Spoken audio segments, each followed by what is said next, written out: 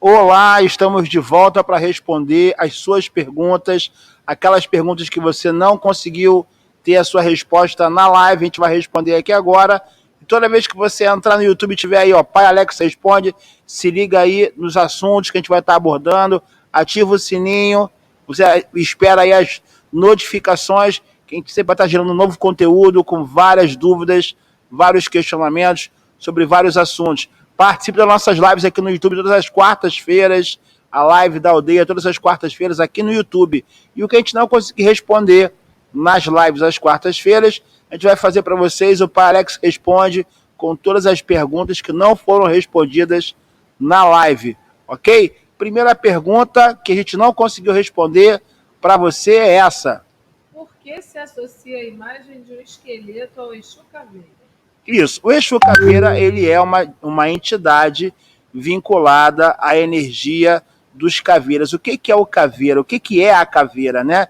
É a estrutura física que dá forma ao nosso corpo, baseada em toda aquela formação calcificada, baseada no cálcio, né? Que vai ter na sua essência o elemento terra, que por associação sincrética está ligado ao Omolu Obaluaê. Então, todos nós, sem exceção, somos caveiras encarnadas.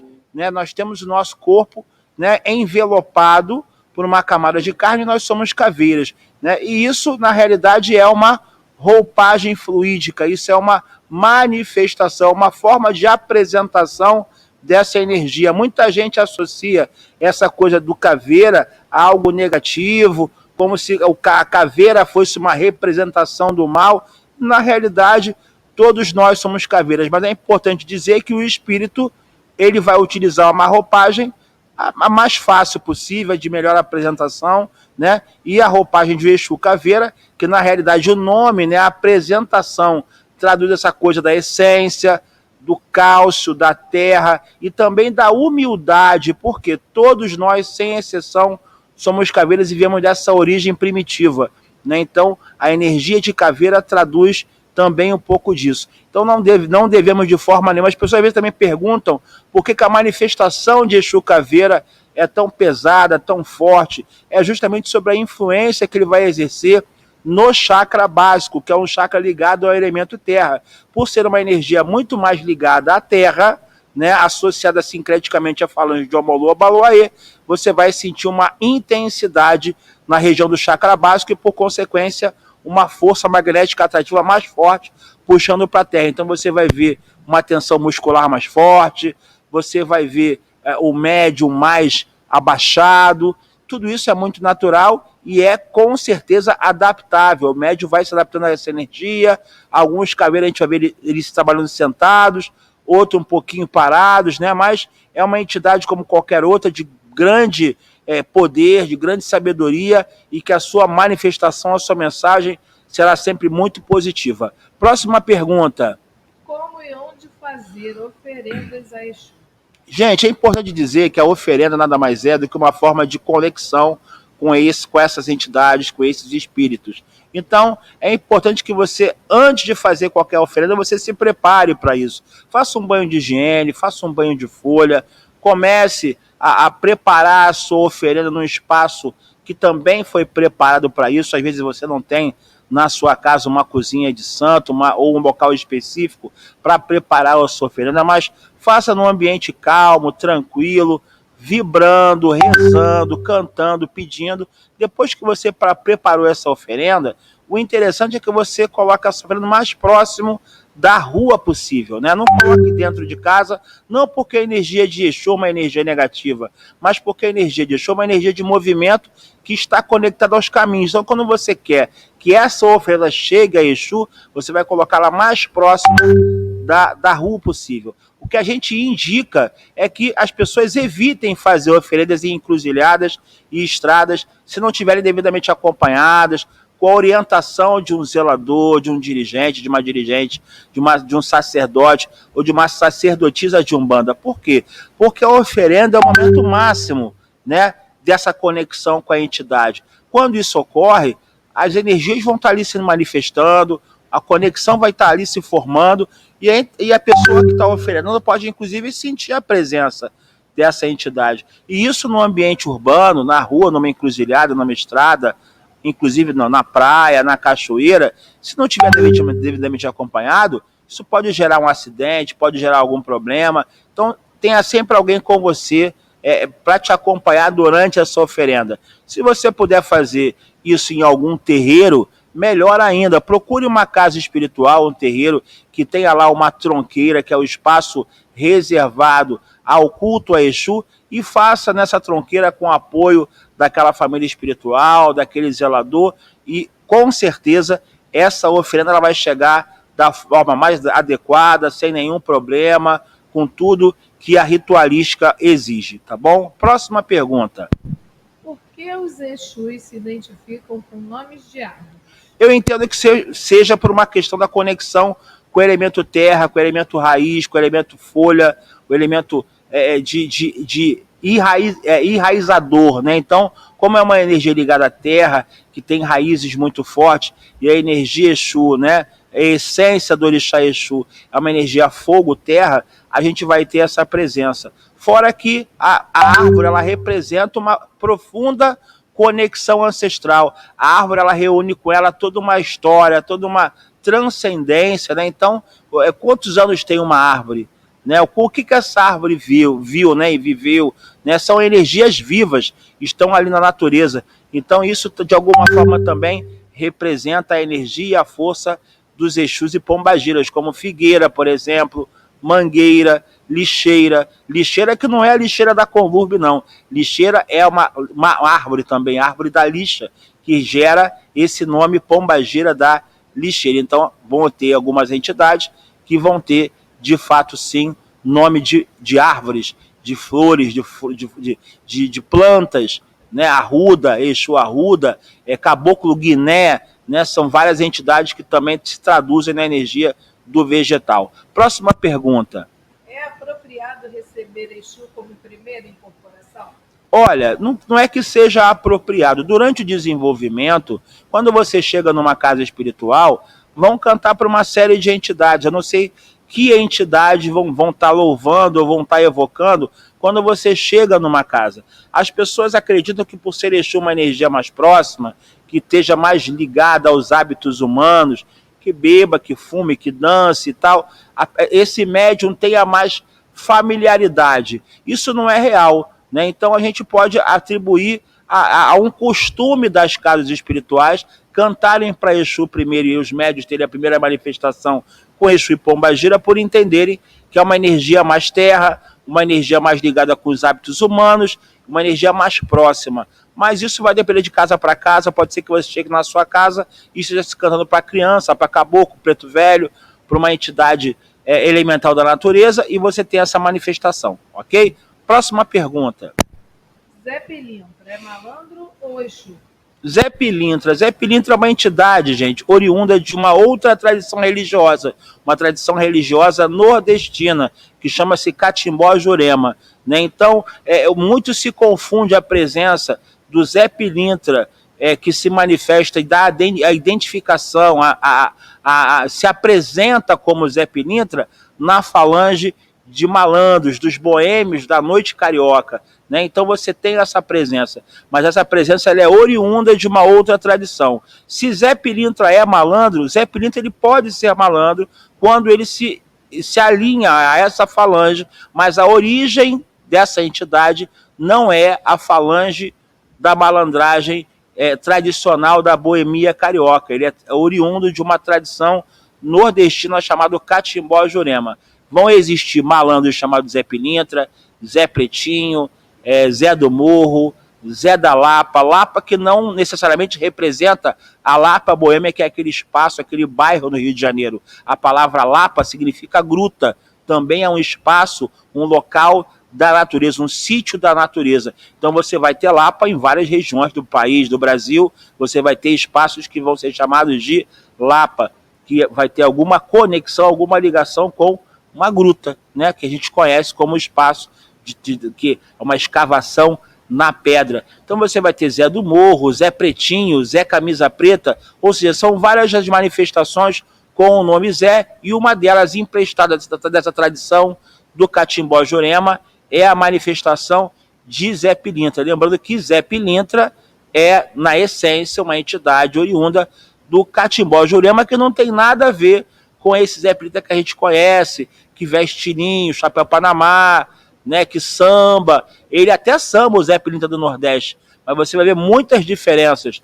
O Zé Pilintra do Nordeste, ele fuma cachimbo de angico, usa chapéu de palha bem grande, quase sempre está com uma camisa aberta ou sem camisa, calça pescador, descalço, ao contrário do Zé Pilintra da boemia carioca, que usa sapato bicolor, né? Então, existe uma série de diferenças. Eu recomendo a vocês a estudarem separadamente. Catimbó Jurema é influência desse mestre, porque ele é conhecido como mestre no Catimbó Jurema, e o Zé Pilintra, padrinho dessa falange, da tradição e da boemia carioca, que vocês conhecem como malandragem, tá bom? Próxima pergunta.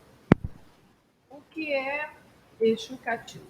Exu Catiço. Então, nós temos várias denominações ou várias formas de entender essa denominação.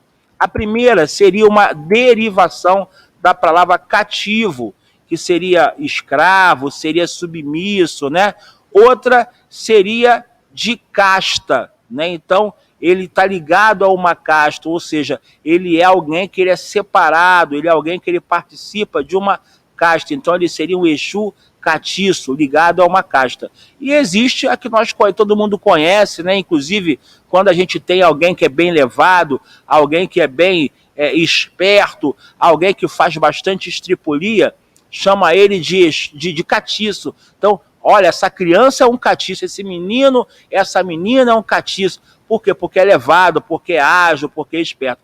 Dentro da Umbanda, o nome catiço passou a batizar todos aqueles Exus que não é o Exu Orixá, que não é a divindade ancestral africana, aqueles que se manifestam na Umbanda. Pombagiras, Exu Tranca-Rua, Maria Padilha, Maria Mulambo, Sete Encruzilhadas, Sete Catacumbas, ou seja, essa falange de espíritos que se aprenda na Umbanda que a gente começou a chamar de Exu Catiço. Mas existe, etimologicamente, várias explicações para esse nome, da questão da casta, a questão de ser cativo por ser escravo, por estar submetido a alguém, ou por ser ágil, esperto, fazer bagunça, fazer movimento, né? Então, existem várias respostas para essa mesma pergunta, ok? Próxima pergunta. O que é padê? Padê.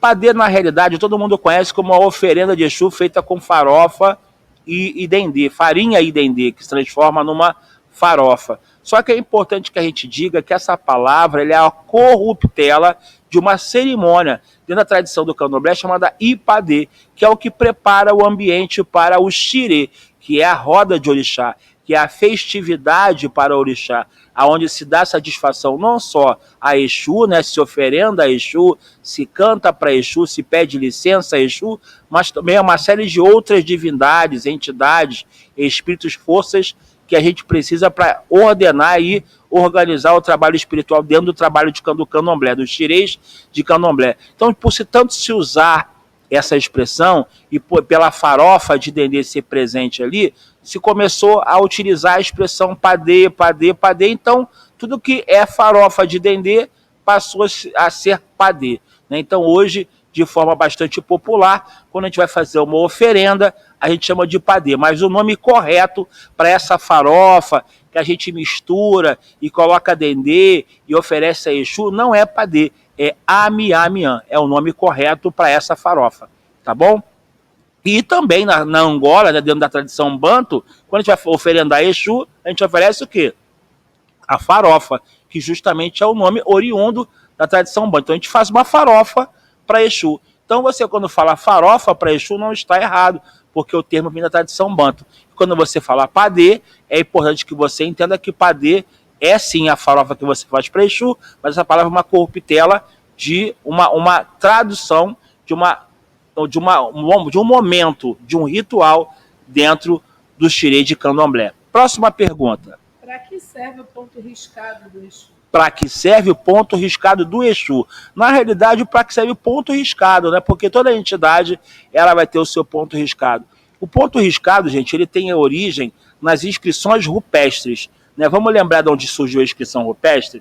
É uma maneira de comunicação daquele ser humano com outras pessoas e com as divindades. As inscrições rupestres, inclusive, comunicavam e traziam àquela comunidade mensagens que se confirmaram com o passar do tempo. Então não existia, por exemplo, na época das cavernas, o carro, por exemplo, não existia a roda, mas o homem das cavernas já desenhava a roda no interior da caverna e ele já previa essa construção da roda. Então, ela passa pela inscrição rupestre, ela se traduz depois no hieróglifo, que são escritos sagrados, que só tinham acesso a esses escritos os escribas, que eram os sacerdotes da época, né, e que também tinham uma série de segredos sobre a tradição dos egípcios, né, dos povos antigos, e depois isso voltou, né, através das escritas espirituais na Cabala e na Umbanda. Então a gente vai perceber que o ponto riscado nada mais é do que a tradução energética de várias forças manifestadas simbolicamente com traços, riscos, desenhos, né? Então isso vai ser construído dentro do espaço físico de uma tábua de ponto, que a gente conhece como tábua de ponto, né? Com pemba, então isso é riscado, e todos aqueles símbolos traduzem, além da identificação do Exu, traduzem sim força, energia, uma mensagem que aquela entidade traz. Através do ponto riscado, a gente consegue, inclusive, identificar a falange e a linha de trabalho desse espírito que vem se manifestar na Umbanda. Ok? Vamos estudar também sobre ponto riscado, é um tema muito interessante. Próxima pergunta. Exu joga jogo de búzio ou outro oráculo? Olha, eu entendo que a entidade ali manifestada, ela é o oráculo vivo. Então, quem precisa de oráculo é aquele que vai estabelecer uma comunicação com outro plano da matéria, com outro nível de consciência, com espíritos que vão ali se manifestar, com forças que vão ali se manifestar através do oráculo. Se eu tenho ali um espírito manifestado, essa entidade ela não precisa do oráculo. Ou seja, essa é a minha visão. Cigana jogando búzio, preto velho jogando... cigana jogando carta, preto velho jogando búzio, né? Isso não seria compatível com a manifestação de um espírito que teria por objetivo estar trazendo essas mensagens da espiritualidade, né? Ah, mas o Exu descobre tudo, ele vê tudo. Nem o baralho, nem o Búzios vê tudo. O Búzios, o baralho são conselheiros. Eles vão indicar caminhos para que você tenha uma vida melhor, né? Então aquilo ali vai ser formas de te orientar e te conduzir para que você tenha uma vida melhor, para que você consiga estar bem orientado, para que você tenha a forma de errar menos na condução da sua vida espiritual e se alinhar na sua vida material, emocional e afetiva. Ok? Então a gente entende que entidades manifestadas na Terra são oráculos incorporados, encarnados. Não precisariam de nenhum instrumental para falar sobre a sua vida. Próxima pergunta. Pai, agora a gente já terminou, tá? As perguntas que ficaram pendentes e tem algumas perguntas de algumas pessoas que entraram aqui. E entraram na live. Ok, vamos lá, vamos continuar então. A Carmen pergunta assim, pai, sacudimento e ebó são a mesma coisa? Sim, olha só, na realidade, o nome sacudimento, ele vai traduzir a força e a energia que você tenta transferir para a pessoa, né, ou então retirar da pessoa, né? O ebó não, o ebó ele já é um pouquinho mais específico. Por quê? O ebó ele vem de uma receita prévia que você vai tirar a partir de uma consulta ao oráculo, a identificação de um Odu negativo. Esse Odu negativo ele tem por consequência o ebó do Odu e a gente vai fazer o ebó para aquela pessoa conforme aquela negatividade que a pessoa tem. Quando a gente, por exemplo, no sacudimento quer retirar energias negativas, a gente usa folhas, a gente até usa alguns elementos, comida, né, e tal, mas a gente não vai utilizar, por exemplo, coisas específicas de um ebó. É como se fosse assim, o sacudimento fosse uma coisa mais genérica e o ebó fosse uma coisa mais específica que foi previamente consultada e receitada a partir desse Odu que está negativado. Então, nesse caso, a gente vai trabalhar com essas duas possibilidades. Mas, no geral, as pessoas podem considerar, inclusive, que é uma questão só de nome, já que o ebó é também uma forma de fazer oferendar, né? Oferendar ao corpo, oferendar ebó é, de certa forma, oferenda. E sacudimento é limpeza. E existe o ebó de limpeza também. Então, o nome ele pode ser até associado, mas são coisas que vão ter a sua especificidade. Ok? Obrigado pela pergunta. A próxima pergunta. Boa noite, a bênção ao Alan. Oxalá abençoe. É correto acender vela para anjo da guarda? Então, ele escreveu assentar, mas eu acredito que seja acender. Então, olha, eu entendo que a tradição de Umbanda é uma tradição muito miscigenada, né, com forte influência católica, né? Então existem muitas pessoas que de fato sim fazem oferenda e acendem velas para anjo da guarda. Porém, a minha concepção é que nós não somos católicos. Nós somos espiritualistas, nós somos espíritas, nós somos umbandistas, somos candomblecistas. E a figura do anjo, para nós, é um pouquinho diferente, né? Existe a concepção de anjo da guarda, ou seja, seria aquele designado especialmente para cuidar de você. E nós temos a figura essa figura é traduzida da nossa tradição, né? Nós temos um guardião, né, que seriam os nossos Exus, as nossas pombageiras, os nossos guias, de certa forma, são todos eles energias protetoras que caminham conosco, nos ajudando na nossa trajetória terrestre. Então, a gente recomenda que as pessoas, ao invés de acenderem vela para o anjo, algo que é muito distante, né? Porque o anjo ele é o guardião do planeta Terra, é uma energia celestial ligada diretamente a Deus, que você acenda para espíritos que têm a missão de trabalhar com você, de te proteger, missão com você, né? Então a gente entende desta forma, porém a gente sabe, né, reconhece que existem umbandas muito miscigenadas, de forte influência católica, que vão identificar no anjo também essa imagem do espírito protetor. Mas vamos deixar claro que o anjo ele não é um espírito, ele é uma força angelical, celestial, ligada diretamente à força do Criador, a Deus. Ok? Próxima pergunta. O Ian está perguntando, o que o senhor conhece sobre Ifá? Ifá é uma filosofia, né, que se traduz também em alguns aspectos ligados à tradição do orixá, se traduz em alguns aspectos ligados a tradições africanas, ao culto iorubá, mas não é, de fato, uma religião na essência, né? Através do Ifá, a gente vai conhecer o oráculo de Meridilogum, o oráculo do Opele-Ifá, você vai ter acesso aos Odus, que são os caminhos dentro dessa filosofia, e você vai se iniciando, como qualquer outra tradição, você vai passando por ciclos iniciáticos. É uma tradição muito bonita, né, que já está chegando no Brasil com bastante força, tem grandes homens iniciados de Ifá, fazendo um trabalho muito importante, mas é importante dizer que Ifá não é candomblé, né, e que não é umbanda, né, é uma outra tradição, tá bom? Eu não conheço muito de Ifá, mas espero ter te ajudado. Forte abraço, próxima pergunta. A Carmen fala que entende que tem que riscar ponto e também tem que cantar o ponto. Algumas casas exigem sim que a entidade, além de riscar ponto, cante ponto. São formas de confirmação desse guia-chefe. Por que a gente entende isso? Porque uma entidade, ela se manifesta e se comunica através de várias formas, né? A sua manifestação é uma forma, o seu ponto riscado é uma forma, o seu ponto cantado é uma forma, a forma de dançar, a forma de falar. Então, para o sacerdote, para algumas casas espirituais, é muito importante que esse guia também traga o seu ponto cantado, e muitos pontos cantados conhecidos da Umbanda foram trazidos por esses guias à época, né? Então vamos imaginar um caboclo arranca-toco, quando trouxe o seu ponto a primeira vez, esse ponto se tornou popular e nós cantamos esse ponto até hoje, mas foi o ponto de um médium que recebia o arranca-toco de algum terreiro espalhado pelo Rio de Janeiro ou pelo Brasil. Então é muito importante que a gente também tenha esse espaço para que o guia traga o ponto. Essa questão do ponto riscado e do ponto cantado, cada vez mais estão sumindo nas casas.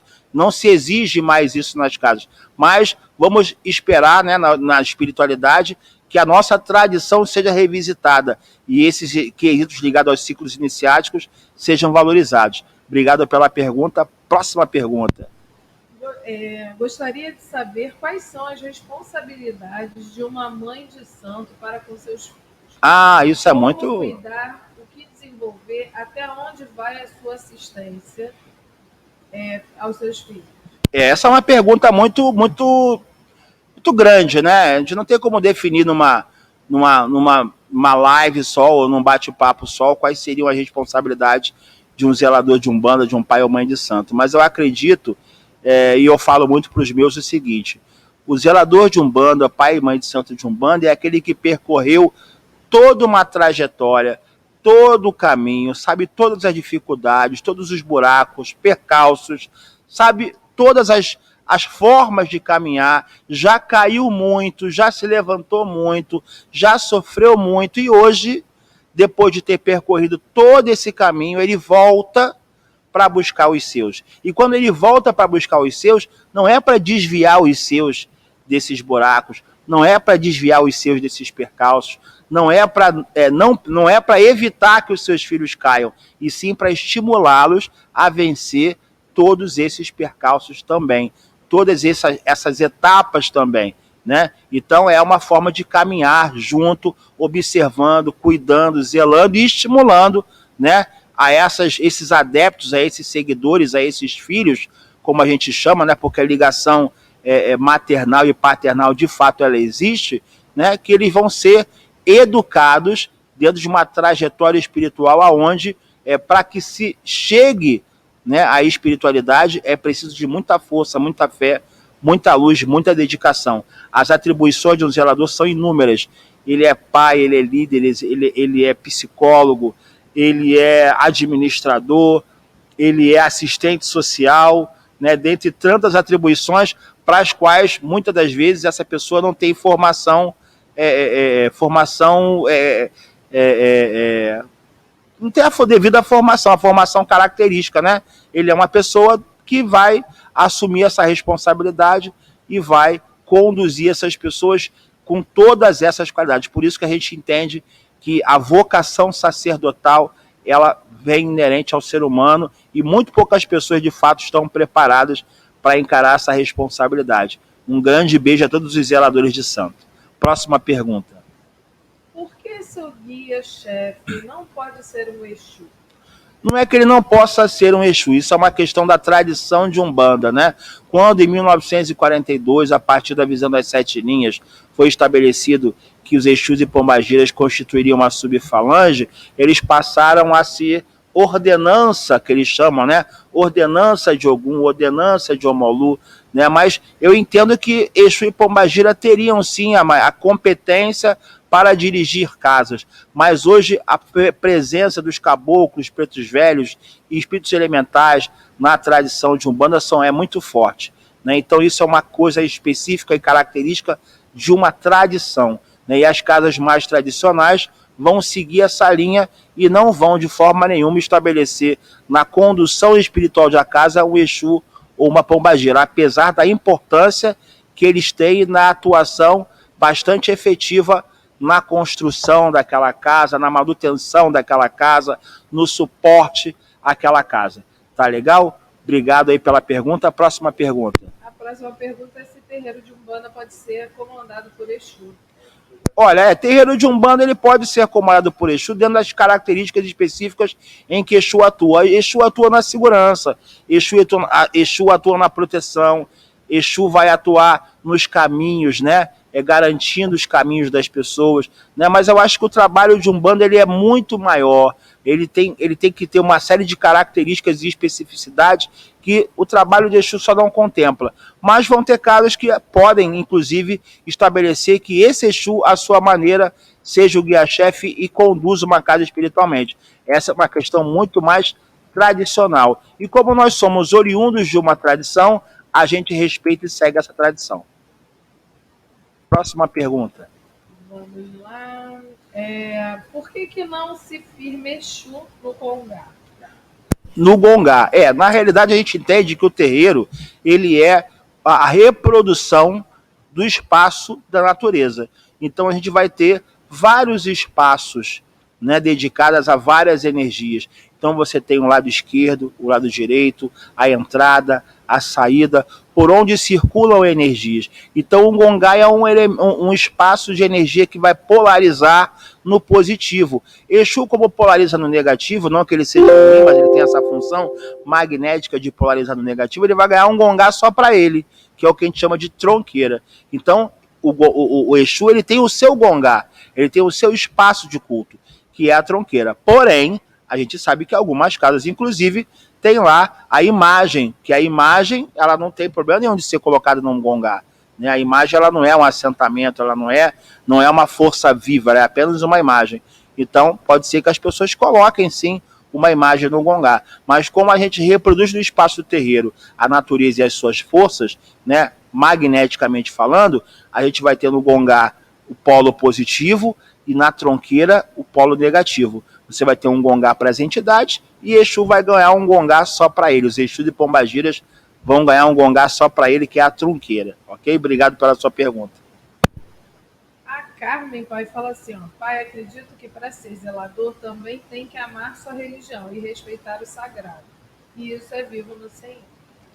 A gente, quando está numa religião, a gente deve sim ter fé, amor, né? E tem que ser acompanhado de muita razão, muita lógica, porque o amor, só por si só, ele pode levar a gente a cometer uma série de erros, porque o amor ele vai nos conduzindo, né? O coração fala muito alto, nem sempre podemos ser só coração, temos que ser razão. Então eu diria que a vida do zelador é o caminho do meio, em que ele possa, através desse equilíbrio, encontrar maneiras de ser conduzido e conduzir uma casa, né? Então a espiritualidade atua através do zelador, e o zelador é o intermediário dessas mensagens da espiritualidade. A gente é só intermediário, quem comanda é a espiritualidade, nós somos os mensageiros, os tradutores dessas mensagens, né? E seguimos como líderes orientando conforme as orientações que a gente recebe.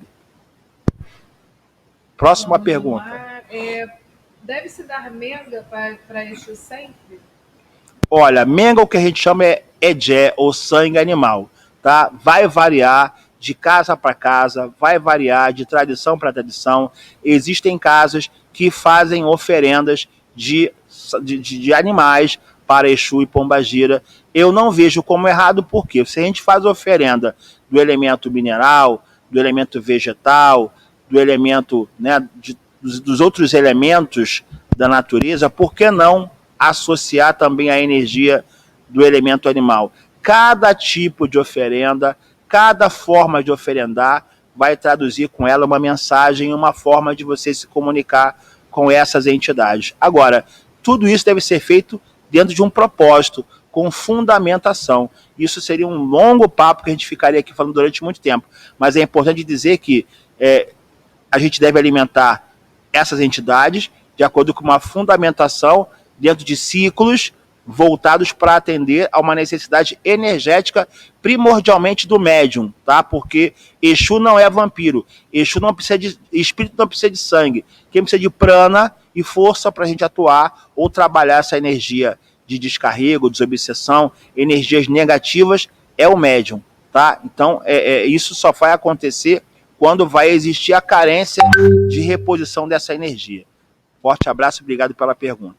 Por que os pretos velhos têm a casa deles na entrada?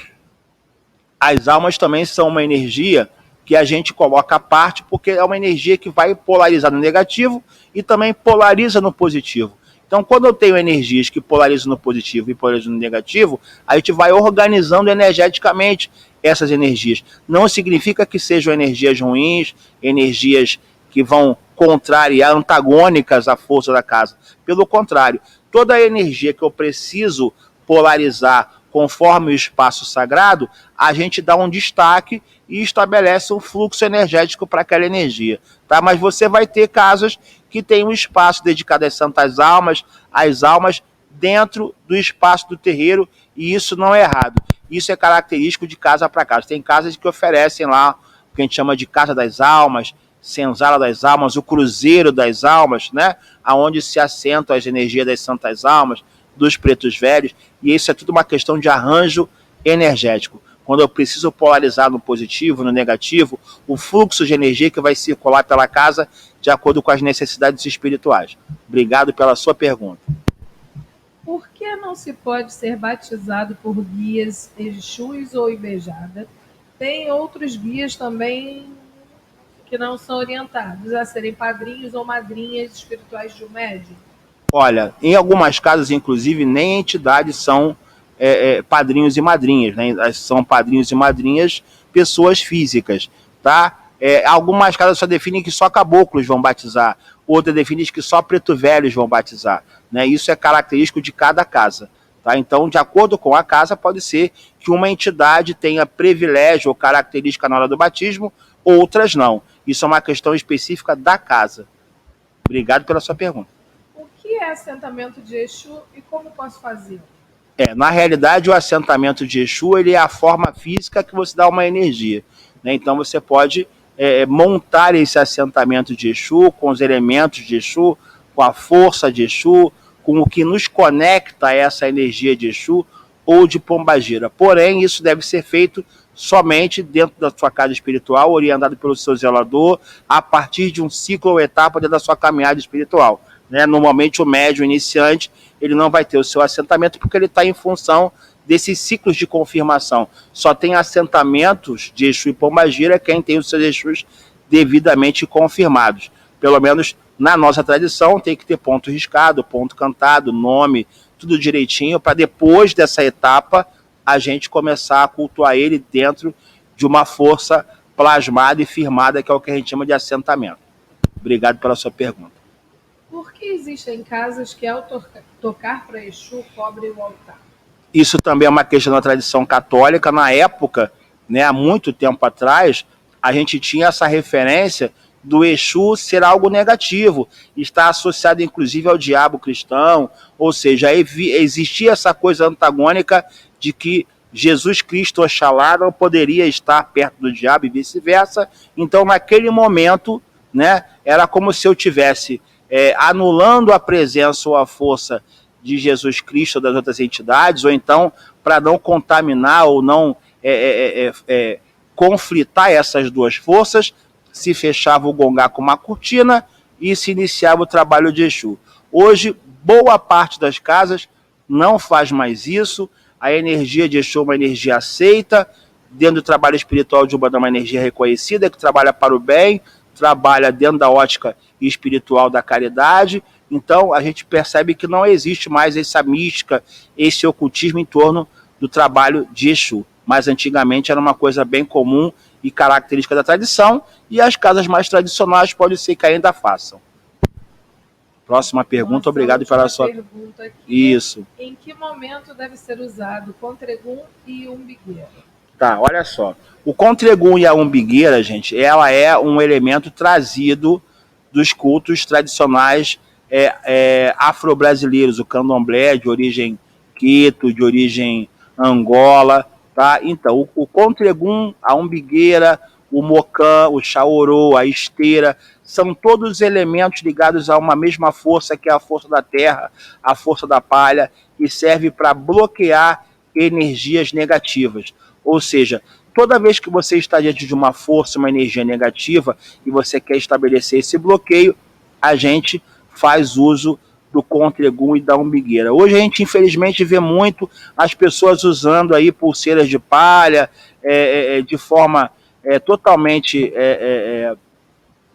estranha, né? A gente não consegue explicar o porquê, mas isso dentro da tradição é muito importante e é usado sempre nos ciclos iniciáticos do médium, que está recebendo uma força, está recebendo uma energia, está sendo purificado para que ele não esteja exposto a energias negativas. Algumas casas de influência mais africanista vão utilizar, outras casas de orientação mais tradicional, católica e espírita não vão utilizar, mas elas vão sempre estar usando formas de evitar o contato desse médium com forças negativas, e o Contregum, a umbigueira, é uma das formas, associado, obviamente, nas tradições afro, o candomblé, a esteira, ao mocã, ao chaorô, todos esses elementos ligados à palha, ligados ao elemento terra, ligados ao bloqueio de forças e energias negativas, tá bom?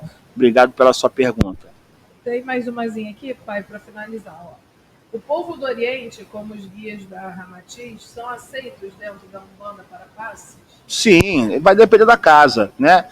Quando a gente falar que vai depender da casa, a gente fala muito da influência, né? E da tradição da qual esse dirigente, esse zelador, ele é oriundo, né? Então, se é uma pessoa que tem uma formação espiritualista, esotérica, ele vai trazer com ele a presença desses mentores, desses mestres, e isso vai repercutir no trabalho espiritual de Umbanda. Se é uma casa mais africanista, uma casa que mexe mais com a Umbanda popular, esses mestres vão ser mais difíceis de serem encontrados. Mas, obviamente, que toda manifestação espiritual que venha a ajudar, a trabalhar para o bem, a somar na egrégora de Umbanda é sempre bem-vinda. Né? O importante é que a gente entenda que o trabalho espiritual de Umbanda ele tem um culto, ele tem uma forma de cultuar, né? Você vai ter a presença do atabaque, da roda, dos cânticos, dos pontos, e o trabalho vinculado a esses mestres é totalmente diferente, né? Então, muitas casas vão ter, em alguns momentos, dificuldade de adaptar o rito, né? E algumas vão ter que fazer momentos específicos só para essa falange espiritual. E aí vai ser muito interessante que a casa distingua, né? Separe o momento do trabalho espiritual de Umbanda, que tem a sua ritualística, o seu fundamento, a sua liturgia, e o trabalho voltado para esses mentores, para esses mestres, né, de outras tradições, ok? Obrigado pela sua pergunta. Encerramos então. Então, toda vez que você tiver live às quartas-feiras na nossa página do YouTube, você pode continuar perguntando na live, você pode continuar deixando a sua pergunta registrada, que sempre vai ter aqui, uma vez por semana, Pai Alex Responde. Curte o nosso canal, compartilhe essa live, compartilhe esse conteúdo, que é muito importante para todo mundo que está começando a estudar Umbanda. Então, a gente começou a falar um pouquinho de Umbanda, passeou por outros assuntos, mas é sempre importante dizer para vocês que a Umbanda ela é bonita porque ela é muito diversa, muito plural, né? Então, muitas coisas vão surgir, muitos assuntos ligados uns aos outros. Então, você pode continuar mandando as suas perguntas pela nossa página do YouTube da Escola de Médiuns, né? E você que quiser mais informações sobre a Escola de Médiuns, só você acessar www.escolademediuns.com.br. Nós temos, inclusive, turmas abertas para você inscrever, turmas presenciais abertas começando. Então, se informe lá no nosso site para saber qual é a próxima turma, escreva e venha estudar conosco, ok? Até a próxima. Valeu!